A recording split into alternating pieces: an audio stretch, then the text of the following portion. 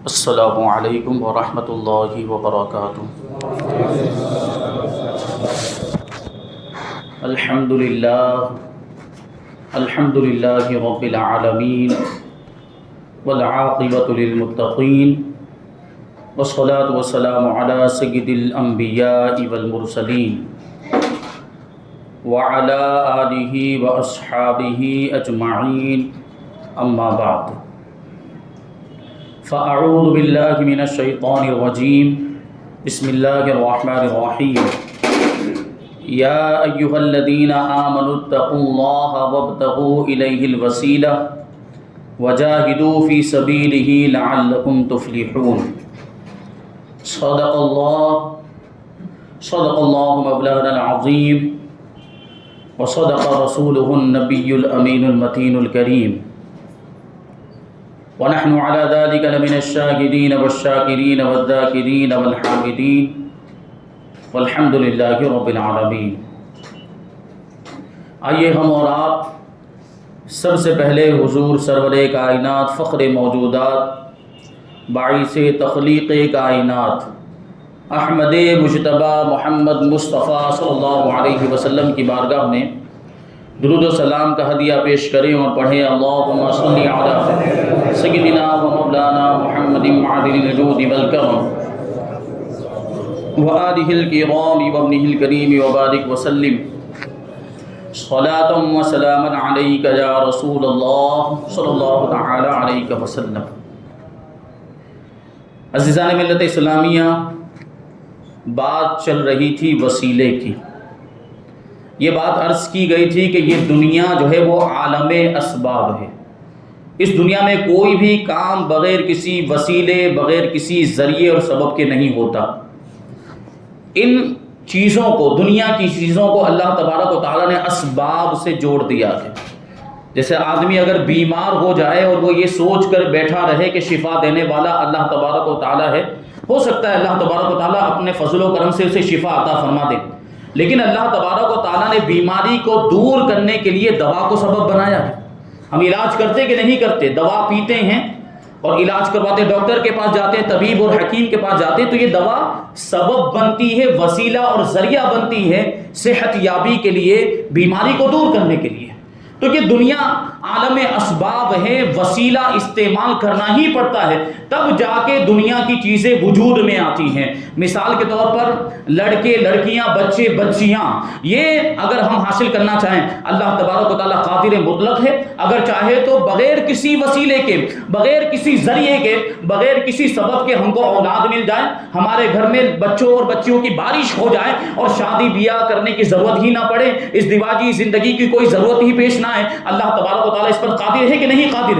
اللہ تبارک و تعالیٰ قادر مطلق ہے۔ کیا آپ نہیں جانتے کہ اللہ تبارک و تعالیٰ نے حضرت حوا کو حضرت آدم علیہ السلام کی پسلی سے پیدا فرمایا؟ وہ چاہے تو ایک انسان سے سینکڑوں انسانوں کو پیدا فرما سکتا ہے۔ اور کیا آپ نے نہیں دیکھا کہ اللہ تبارک و تعالیٰ نے حضرت عیسیٰ علیہ السلام کو ایک عورت حضرت مریم رضی اللہ تعالیٰ عنہا سے پیدا کیا؟ مطلب کیا ہے؟ اللہ تبارک و تعالیٰ اس پر بھی قادر ہے کہ ایک عورت ہی سے سینکڑوں انسانوں کو پیدا فرما دے، بلکہ اللہ تبارک و تعالیٰ کو تو انسان کو وجود بخشنے کے لیے مرد کی اور عورت کی ضرورت ہی نہیں ہے، بلکہ بغیر مرد اور عورت کے بھی اللہ تبارک و تعالیٰ نے حضرت آدم علیہ السلام کو پیدا فرمایا۔ حضرت آدم کا کوئی باپ نہیں تھا، حضرت آدم کی کوئی ماں نہیں تھی، اللہ تبارک و تعالیٰ نے حضرت آدم علیہ السلام کو بغیر ماں باپ کے مٹی سے پیدا کیا تھا۔ قرآن مجید کے اندر اللہ تبارک و تعالیٰ ارشاد فرماتا ہے، ان مثل عیسیٰ عند اللہ کمثل آدم خلقہ من تراب ثم قال له کن فیکون، کہ بے شک عیسیٰ کی مثال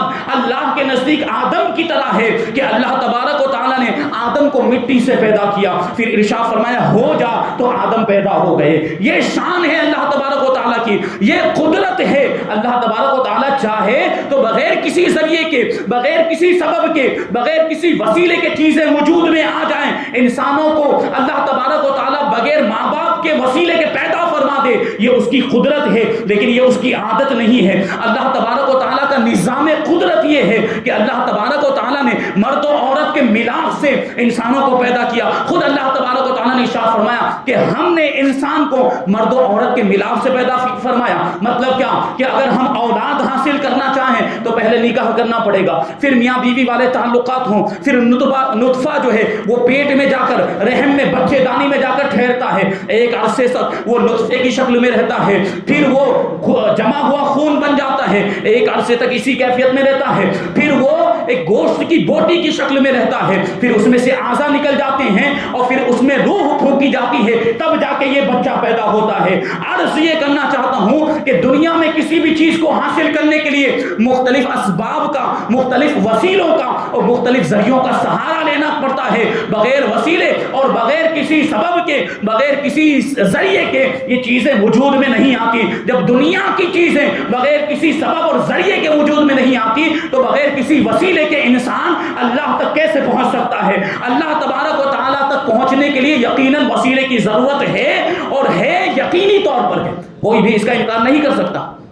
اور میں نے عرض کیا تھا کہ اب اللہ تبارک و تعالیٰ تک پہنچنے کا وسیلہ بنائیں کسے؟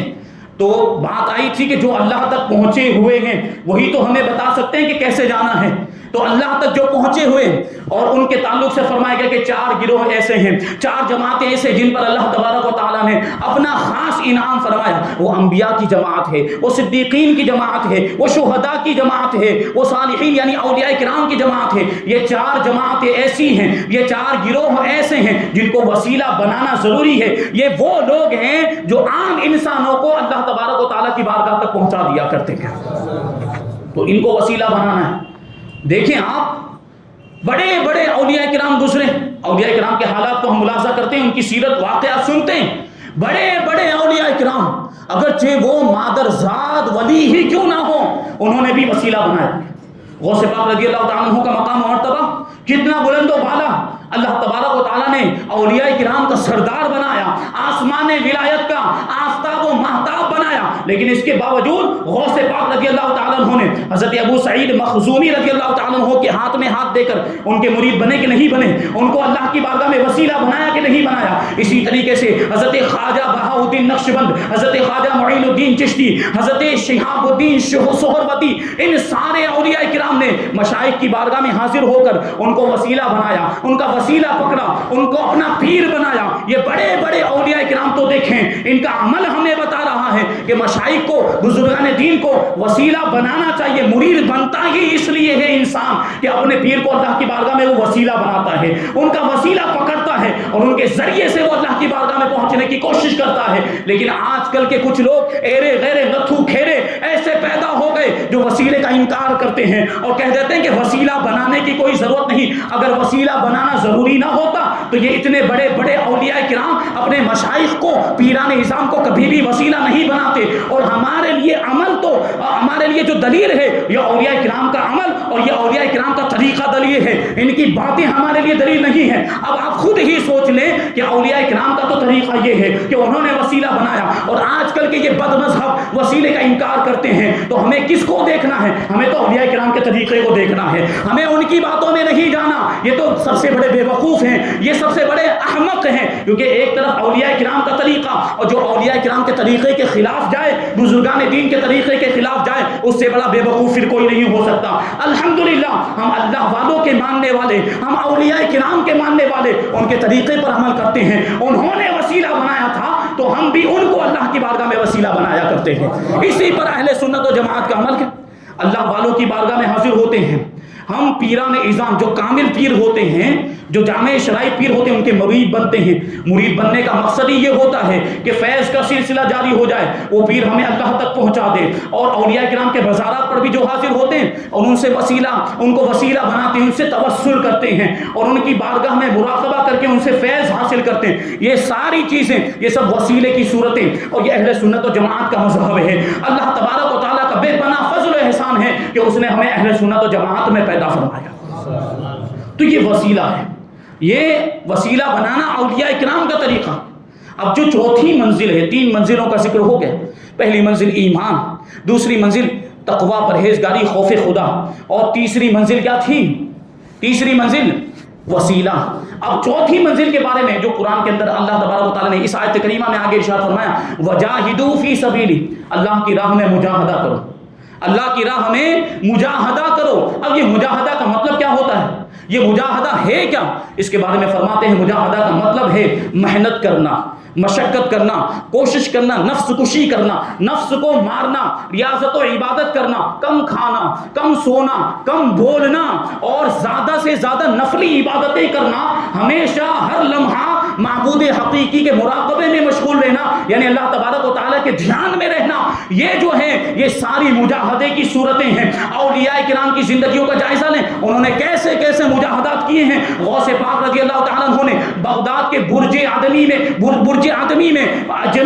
عجمی کے اندر ایسے نفس کش مجاہدات کیے تھے کہ غوث پاک رضی اللہ تعالیٰ عنہ نے کئی مہینوں تک ایک دانہ بھی اناج کا اپنے پیٹ میں نہیں اتارا، پانی سے روزہ افطار کیا کرتے تھے. اور کئی مہینوں تک غوث پاک رضی اللہ تعالیٰ عنہ نے پانی بھی نہیں پیا، بلکہ 1-2 انگور کے دانے لیتے تھے اور اسی سے سحری بھی کر لیا کرتے تھے اور اسی سے افطار بھی کر لیا کرتے تھے. یہ مجاہدات انہوں نے کیے، یہ محنت و مشقتیں انہوں نے کی. بعض اولیاء کرام کے بارے میں منقول ہے کہ وہ جاتے تھے اور پہاڑوں کے غاروں میں چلے جاتے، وہاں پر معتکف ہو جاتے غفاؤں میں اور اللہ تبارک و تعالیٰ کے مراقبے میں مشغول ہو جایا کرتے تھے. اور بعض اولیاء کرام کے بارے میں یہ روایتوں میں آیا کہ وہ صائم الدہر اور قائم اللیل تھے. کا مطلب یہ ہے کہ ہمیشہ روزہ رکھتے تھے ممنوع ایام کے علاوہ اور ہمیشہ راتوں کو عبادتیں کیا کرتے تھے. کبھی بھی اللہ تبارک و تعالیٰ کی یاد سے غافل نہیں ہوتے تھے، کیونکہ ان کو پتا تھا کہ اگر ہمارا دل خدا کی یاد سے غافل ہو گیا تو ہم تباہ و برباد ہو جائیں گے.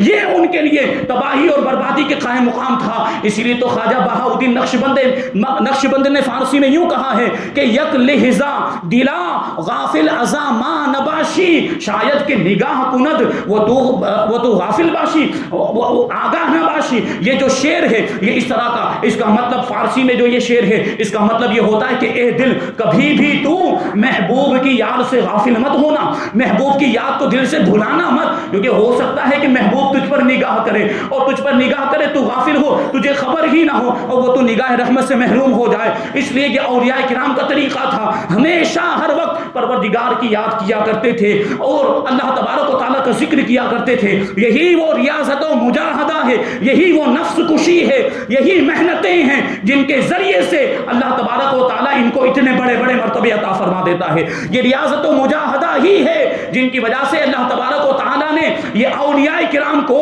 سلطنت ولایت اور کرامت کا تاجدار بنا دیا ہے. یقیناً یہ جو ولایت ہے یہ کسبی نہیں ہے، یعنی آدمی اپنے عمل کے ذریعے حاصل نہیں کر سکتا. اللہ تبارک و تعالیٰ کا عطیہ ہے. ولایت اللہ تبارک و تعالیٰ کا عطیہ ہے، جس سے چاہتا ہے عطا فرما دیتا ہے. اگر اللہ تبارک و تعالیٰ چاہے تو بغیر محنت و مشقت، بغیر ریاضت و مجاہدہ کے بھی ولایت کا مقام عطا فرما دے. لیکن عام طور پر کیا ہوتا ہے؟ عام طور پر یہ جو ریاضت و مجاہدہ ہے، عبادت ہے، یہ ذریعہ بنتی ہے ولایت کے حصول کا. اسی لیے تو علامہ اقبال نے کہا تھا کہ عطار ہو، رومی ہو، رازی ہو، غزالی ہو، اولیاء اکرام کے نام ہیں. حضرت فرید الدین عطار، حضرت مولانا جلال الدین رومی اور حضرت امام غزالی رحمۃ اللہ تعالی علیہ اور حضرت امام فخر الدین رازی ان کے بارے میں فرما رہے ہیں عطار ہو، رومی ہو، رازی ہو، غزالی ہو، کچھ ہاتھ نہیں آتا بے آہ سحرگاہی. یعنی جب تک ایک بندہ راتوں کو اٹھ کر اللہ کی عبادت نہیں کرتا، اللہ کی بارگاہ میں روتا نہیں ہے، اللہ کی بارگاہ میں گڑ گڑاتا نہیں، اپنے گناہوں سے توبہ نہیں کرتا، تب تک اس کو ولایت کا مرتبہ ملتا ہی نہیں ہے. یہ اولیاء کرام کی شان، یہ ایسا ریاضت و مجاہدہ وہ کرتے تھے. اور نفلی عبادتوں کا یہ معاملہ، پوری رات وہ نفلی عبادت کیا کرتے تھے، نفل نمازیں پڑھا کرتے تھے. اور ہمارے آپ کے معاملات کیا ہے؟ نفل عبادت تو دور، نفل نمازیں تو دور کی بات ہے، ہم تو فرائض سے غافل ہیں. ہم فرض نمازیں نہیں پڑھتے، ہم نماز، روزہ، حج اور زکوٰۃ کا خیال نہیں کرتے، تو ہمیں کیسے پھر معرفت الہی کے راستے نظر آئیں گے؟ ہم پھر کیسے اللہ کا قرب حاصل کر سکتے ہیں؟ ان ساری چیزوں کے بغیر کبھی بھی اللہ تبارک و تعالیٰ کا قرب حاصل نہیں ہو سکتا.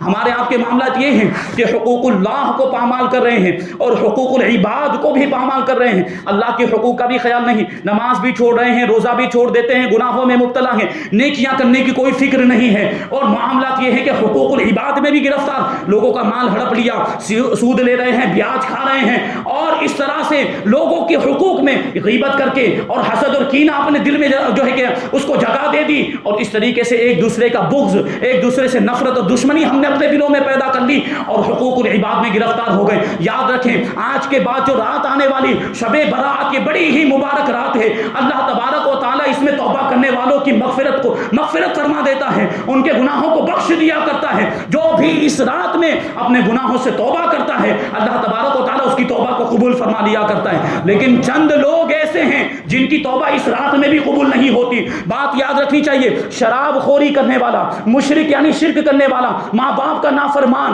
اور قطع رحمی کرنے والا، لوگوں سے تعلق ختم کر لینے والا، اسی طریقے سے بہت سے لوگوں کا ذکر ہے، جادوگر کا بھی ذکر اس میں آیا ہے، اور ہمیشہ عادتاً جو سود کھوری کرتا ہے، بیاج کھاتا ہے، اس کے بارے میں بھی فرمایا گیا کہ ایسے لوگوں کی اس رات میں بھی بخشش نہیں ہوتی۔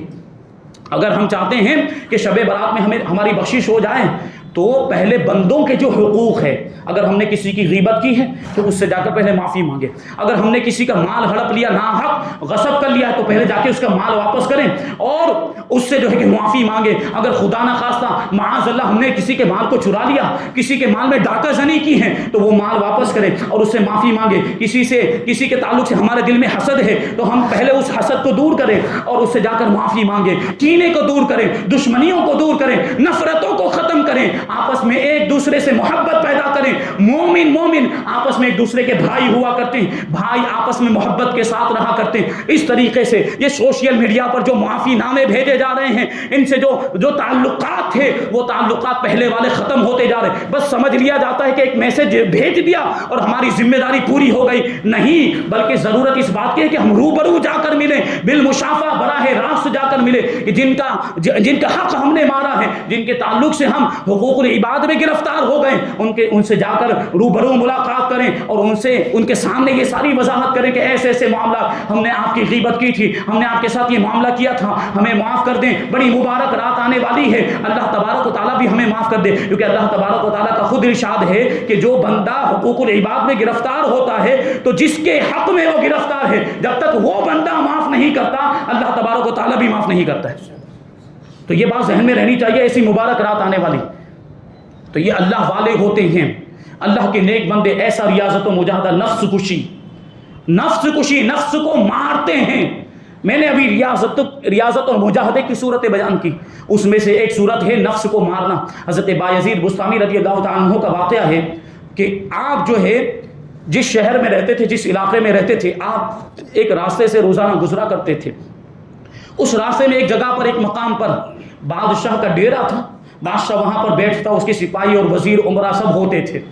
حضرت بایزید بستامی رضی اللہ تعالیٰ عنہ جب وہاں سے گزرتے تو بادشاہ تعظیم کے لیے کھڑا ہو جاتا تھا، اس کے وزیر اور اس کے سپاہی بھی حضرت بایزید بستامی رحمۃ اللہ تعالیٰ علیہ کی تعظیم کے لیے کھڑے ہو جاتے، اور جب حضرت بایزید وہاں سے گزرتے تھے تو یہ لوگ سلام کیا کرتے تھے اور حضرت بایزید سلام کا جواب دیتے، آگے بڑھ جاتے تھے، اپنے مقام پر پہنچ جاتے، عبادت میں مصروف ہو جاتے۔ لیکن ایک دن کیا ہوا، حضرت بایزید بستامی رضی اللہ تعالیٰ عنہ اسی راستے سے گزر رہے تھے، وہی بادشاہ بیٹھا ہوا ہے، وہی اس کے وزیر ہیں اور وہی سب سپاہی بھی موجود ہیں، وہی معمول کے مطابق بادشاہ کھڑا ہو گیا تعظیم کے لیے، اور پھر بادشاہ نے بھی سلام کیا، اس کے سپاہیوں نے بھی سلام کیا، وزیروں نے بھی سلام کیا۔ حضرت بایزید بستامی نے سلام کا جواب تو دیا لیکن ساتھ ہی ساتھ وہاں پر تھوک دیا، بادشاہ کے سامنے تھوک دیا، آگے بڑھ گئے۔ اب بادشاہ کو جلال آ گیا، بادشاہوں کے معاملات تو آپ جانتے ہیں، بادشاہ کہنے لگا اپنے وزیروں سے، اپنے سپاہیوں سے کہ ہم ان کی اتنی تعظیم کرتے ہیں، ہم ان کو سمجھتے ہیں کہ یہ اللہ کے ولی ہیں، یہ اللہ کے نیک بندے بزرگ ہیں، اس لیے ہم ان کی تعظیم کے لیے کھڑے ہو جاتے ہیں،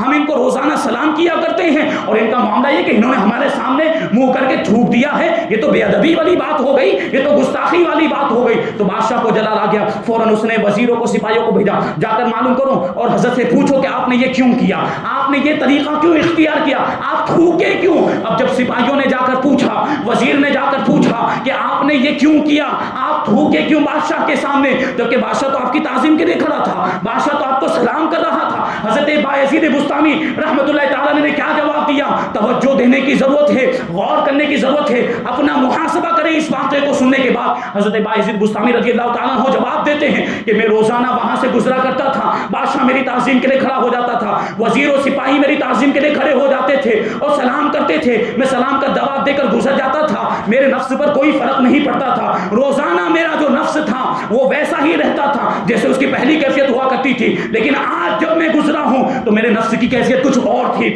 آج جب بادشاہ میری تعظیم کے لیے کھڑا ہو گیا اور بادشاہ نے، سپاہیوں نے، وزیر نے جب مجھے سلام کیا تو میرا نفس اندر سے آواز دینے لگا کہ بایزید دیکھ تو کتنا بڑا ہو گیا ہے، تیرا مرتبہ کتنا بڑا ہو گیا ہے، اللہ نے تجھے کتنا بڑا مرتبہ عطا فرما دیا کہ وقت کا بادشاہ بھی تیری تعظیم کے لیے کھڑا ہو جاتا ہے، وزیر اور سپاہی بھی تیری تعظیم کے لیے کھڑے ہو جاتے ہیں اور تجھ کو سلام کیا کرتے ہیں۔ تو نفس نے مجھے بہکانے کی کوشش کی، نفس نے مجھے گمراہ کرنے کی کوشش کی، اس لیے میں نے تھوک دیا اور میرا نفس جو مجھے بہکانا چاہتا تھا میں نے اس کی سازش کو ناکام کر دیا آگے۔ یہ اللہ والوں کی زندگی، یہ اس طرح نفس کشی کیا کرتے تھے۔ تو اللہ والوں کی تو بات ہی الگ ہے، اور ہمارے عوام فرائض سے غافل، واجبات سے غافل۔ بات عرض کر رہا تھا کہ نوافل تو کیا پڑھیں گے، بلکہ ہمارے آج کل کے پیروں کا معاملہ یہ ہے، پیروں کا معاملہ یہ ہے کہ کھلے عام شریعت کی مخالفت کرتے ہوئے نظر آتے ہیں۔ ایسے پیروں کے ہاتھ میں کبھی بھی ہاتھ مت دینا۔ جاہل پیر جو نکل گئے ہیں، دیکھ لیا کہ یہ پیری والی لائن ہے، بہت کمانا ہے اس کے اندر، بڑی آمدنی ہوتی ہے تو اس کو ذریعہ معاش بنا لیا۔ ایسے پیروں کی نظر ہمیشہ مریدوں کی جیب پر رہا کرتی ہے، ہمیشہ مریدوں کے مال کو دیکھتے ہیں۔ میں سارے پیروں کی بات نہیں کر رہا، کچھ ایسے پیر بھی ہیں جو کامل پیر ہیں، جو جامع شرائط پیر ہیں، جو اپنے مریدین کی رہنمائی کرتے ہیں، جو اپنے مریدین کو صحیح راستہ بتاتے ہیں۔ پیر کا مطلب ہی کیا ہوتا ہے؟ پیر کے لیے دوسرا لفظ کیا بولا جاتا ہے؟ مرشد۔ پیر و مرشد بولتے کہ نہیں بولتے؟ مرشد کا مطلب ہی ہوتا ہے رہنمائی کرنے والا، رہنمائی کرنے والا۔ اب جو پیر رہنمائی نہ کرے وہ پیر ہونے کے لائق ہی نہیں۔ اور ایسے پیروں کے دامن کو کون تھامتا ہے عام طور پر؟ گنڈے، موالی، بے نمازی، لچے، لفنگے، ایسے ہی لوگ ایسے جاہل پیروں کے مرید بنتے ہیں۔ کیوں؟ کیونکہ ان کو تو اچھا لگتا ہے، ان کو تو اپنے مطلب کا پیر مل جاتا ہے، جو ان کو نماز پڑھنے کا حکم نہیں دیتا ہے، جو ان کو روزہ رکھنے کا حکم نہیں دیتا، ان کو گناہوں سے بچنے کی تاکید نہیں کرتا، ان کو نیکیاں کرنے کے بارے میں نہیں حکم دیتا، تو ان کے لیے تو اچھا ہے۔ وہ جو پہلے کر رہے تھے وہ ابھی بھی کرتے جا رہے ہیں۔ اور یہ ایسے پیر ہوتے ہیں جو اپنا عاشق تو بناتے ہیں، رسول اللہ کا عاشق نہیں بناتے۔ یہ اپنی محبت تو اپنے مریدوں کے دلوں میں پیدا کرتے ہیں، لیکن خدا کی محبت اپنے مریدوں کے دلوں میں پیدا نہیں کرتے۔ اگر ایسا ہوتا تو ان کے مرید نماز نہیں پڑھتے، اگر ایسا ہوتا کہ ان کو عاشق رسول بنایا جاتا تو ان کے مرید جو ہے وہ رسول اللہ کی سنتوں پر عمل نہیں کرتے۔ ایسا ہوتا نہیں ہے۔ یہ سب جاہل پیر طریقت کرتے رہتے ہیں اور شریعت کا کوئی بھی حکم اپنے مریدوں کو نہیں بتاتے، جبکہ شریعت کے بغیر طریقت کا کوئی وجود ہی نہیں ہے۔ یہ بات ذہن میں رہنی چاہیے۔ علماء کرام نے مثال دی ہے کہ اگر شریعت بال کی طرح ہے تو طریقت مانگ ہے، اگر بال نہیں ہوں گے تو مانگ نکلے گی، بال نہیں ہوں گے تو مانگ نکلے گی۔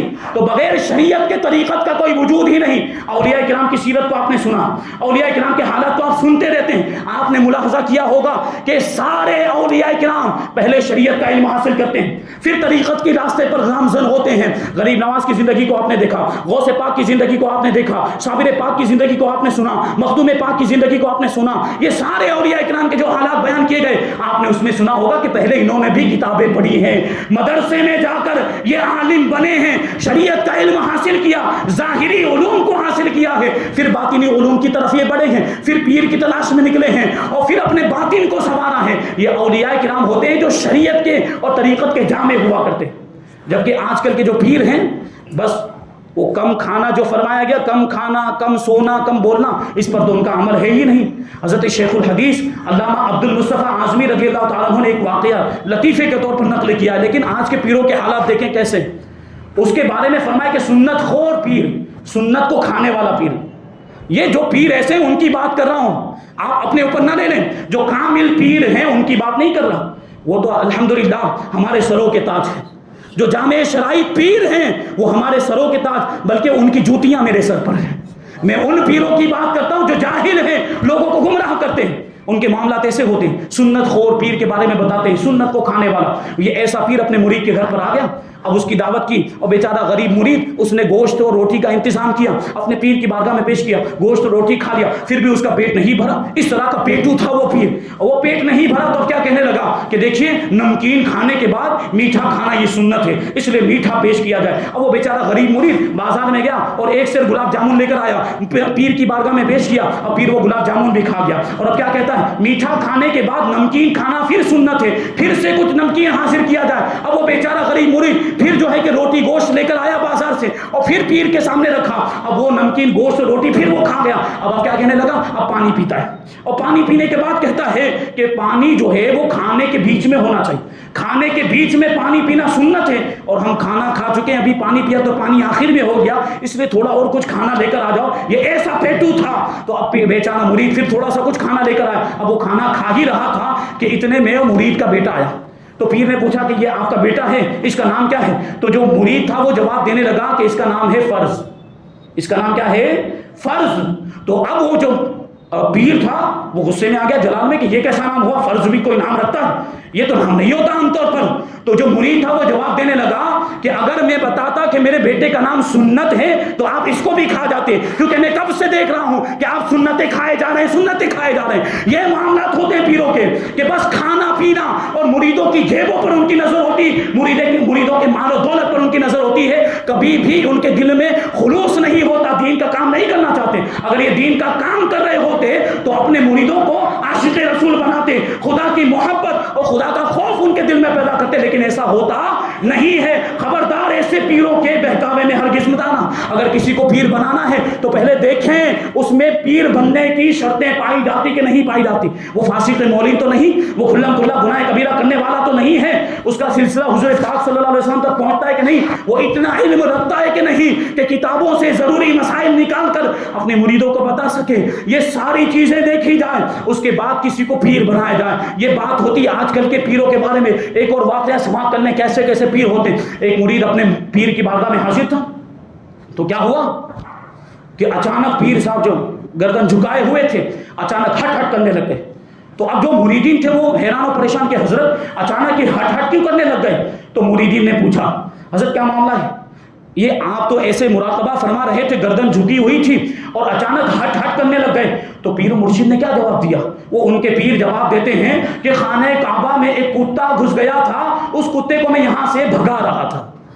یہ پیر ہے, دیکھیں وہ پیر ہندوستان میں بیٹھا ہوا ہے اور یہاں بیٹھے ہوئے خانہ کعبہ میں جو کتا گھس گیا تھا اس کو یہاں سے. یقیناً کچھ اولیاء کرام ہوتے ہیں جن کا یہ مقام و مرتبہ ہوتا ہے کہ وہ ہندوستان میں رہتے ہوئے خانہ کعبہ کو ملاحظہ کر لیا کرتے ہیں. غریب نواز کا واقعہ آپ نے سنا ہوگا. غریب نواز ہندوستان میں رہتے ہوئے خود تو خانہ کعبہ کو ملاحظہ کرتے تھے بلکہ دوسروں کو بھی دکھا دیا کرتے تھے. روزانہ رات کو عشاء کی نماز کے بعد غریب نواز اجمیر میں بھی موجود ہوتے تھے اور خانہ کعبہ کا طواف بھی کیا کرتے تھے.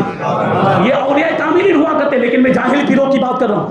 اب کیا ہوا, مرید گھر پہ آیا اور اپنی زوجہ محترمہ بیوی کو یہ پورا واقعہ بیان کیا. وہ پیر صاحب نے تو آج ایسی ایسی بات, ایسی ایسی کرامت ظاہر ہوئی کہ حضرت نے تو یہاں بیٹھے بیٹھے خانہ کعبہ میں جو کتا گھس گیا تھا اس کو یہاں سے بھگایا. تو اب جو خاتون تھی, جو اس کی بیوی, وہ بڑی چالاک تھی, بڑی نیک خاتون تھی اور وہ جانتی تھی, شریعت کے علم سے واقف تھی. یہ دیکھیں جو گھر کی عورت ہوتی ہے اگر گھر کی خاتون سنور جائے تو پورا گھر سنور جایا کرتا ہے. یہ بات ذہن میں رہے. تو اب جب اس نے یہ واقعہ سنا تو اس نے کہا ٹھیک ہے, میں بھی تو آپ کے پیر کے مرتبے کو دیکھوں, ان کے مقام کو جانچوں, آپ اپنے پیر کو بلا کر لائیں. ایک دن ہم ان کی دعوت کرتے ہیں اور میں بھی اگر آپ کا پیر ایسا کامل ہوگا تو میں بھی ان کے ہاتھ پر ہاتھ دے کر بیعت ہو جاؤں گی, مرید بن جاؤں گی. اب پیر کو بلایا گیا, دعوت دی گئی, پیر گھر پر حاضر ہوئے. اب جو اس کی بیوی تھی, مرید کی بیوی, اس نے کھچڑی بنائی اور کھچڑی بنانے کے بعد اس نے کیا کیا, کھچڑی کے نیچے ایک چھوٹی سی کٹوری کے اندر گھی رکھ کے اور اس کو اوپر سے چھپا دیا. کھچڑی سے اس گھی کی کٹوری کو چھپا دیا. اب یہی جو کھچڑی کا جو تھال تھا یہ جو ہے پیر کے سامنے پیش کر دیا گیا. اب عام طور پر کھچڑی کو ایسے نہیں کھایا جاتا, اس کے ساتھ کچھ نہ کچھ ملا کر کھاتے, کڑی ملاتے یا گھی ملاتے, کچھ نہ کچھ ملا کر. اب وہ پیر کے سامنے وہ کھچڑی رکھ دی. اب پیر سوچ رہے ہیں کہ کوئی دوسرا لایا جائے گا, ابھی کوئی سالن لایا جائے گا, یا تو گھی لایا جائے گا یا کڑی لائی جائے گی, اس کو ملا کر کھائیں گے. وہ انتظار کر رہے ہیں لیکن کچھ آ ہی نہیں رہا. وہ آخرکار مجبور ہو کر وہ کہنے لگ گئے کہ یہ بھائی کھچڑی لا کر رکھی ہے تو اس کے ساتھ کھانے کے لیے کوئی اور چیز بھی تو لاؤ, سالن کڑی یا گھی تو لے کر آؤ. اب وہ جو مرید تھا وہ اپنی بیوی کے پاس گیا اور کہنے لگا کہ محترمہ تمہارا کیا معاملہ ہے, یہ کیسی بے ادبی ہے, تم نے کھچڑی تو دے دی لیکن اس کے ساتھ کھانے کے لیے گھی نہیں دیا. تو فوراً اندر سے پردے کے اندر سے وہ مرید کی بیوی جواب دیتی ہے, یہ کیسا آپ کا پیر ہے, اس کو خانہ کعبہ کا کتا نظر آ جاتا ہے لیکن کھچڑی کے اندر رکھی ہوئی وہ گھی کی کٹوری نظر نہیں آتی ہے. یہ معاملہ تھے آج کے پیروں کے. ایسے پیروں کو خبردار ہرگز اپنا پیر مت بنانا. ڈھونڈنا ہے کس کو, کامل پیر کو, جس کے اندر ساری شرطیں پائی جاتی ہوں، اس کو پیر بنائیں جو ہمیشہ اپنے مریدوں کی رہنمائی کرتا ہے۔ وہ پیر جب مرید بناتا ہے اسی وقت کہتا ہے آپ مرید بنے ہوں گے پیر کامل سے، تو وہ کیا تاکید کرتے ہیں؟ مرید بناتے وقت ہی نصیحتیں کرتے ہیں، ایمان پر مضبوطی سے قائم رہوں گا، میں اپنے گناہوں سے توبہ کرتا ہوں، ہمیشہ گناہوں سے بچتا رہوں گا، غیبت سے بچتا رہوں گا، چوری سے یہ پیروں کہلواتے کہ نہیں کہلواتے؟ یہ پیر کامل کی علامت ہوتی ہے جو مریدوں کو گناہوں سے بچاتے ہیں اور ان سے نیکیوں کے کام کرواتے ہیں، ان سے ایسے کام کرواتے ہیں جو جنت میں لے جانے والے، اور ایسے کاموں سے بچاتے ہیں جو جہنم میں لے جانے والے۔ یہ ہوتا ہے اصلی پیر، ایسے کو پیر بنانا چاہیے۔ عرض یہ کرنا چاہ رہا تھا کہ یہ 4 منزلیں ہیں، جب تک یہ 4 منزلیں ہم طے نہیں کر لیتے، سب سے پہلے اپنے ایمان کو مضبوط بنائیں، اپنے دل میں خدا کا خوف پیدا کریں، اور اولیاء کرام کو وسیلہ بنائیں، اللہ کی راہ میں ریاضت و مجاہدہ کریں، نفس کشی کریں، اور فرض واجب کے ساتھ ساتھ سنت اور نفلوں کی بھی پابندی کریں، تو اللہ تبارک و تعالیٰ پھر آپ کو اپنا قرب عطا فرمائے گا۔ اولیاء کرام کے بہت سارے ایسے واقعات ہیں جن کو بیان کیا جا سکتا ہے، لیکن وقت ختم ہو گیا، پھر کبھی موقع ملا تو یہ باتیں بیان کی جائے گی۔ اللہ تبارک و تعالیٰ کی بارگاہ میں دعا ہے کہ جو کچھ بھی بیان ہوا اس پر ہم سب کو عمل کرنے کی توفیق عطا فرمائے۔ وما علینا الا البلاغ۔